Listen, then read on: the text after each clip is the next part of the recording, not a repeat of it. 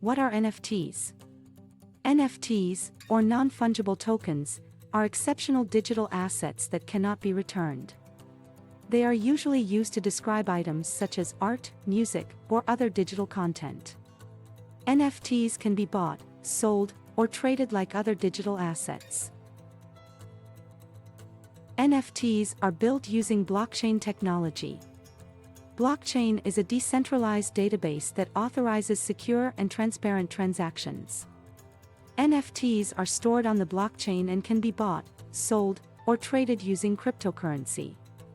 The most used blockchain is the Ethereum blockchain.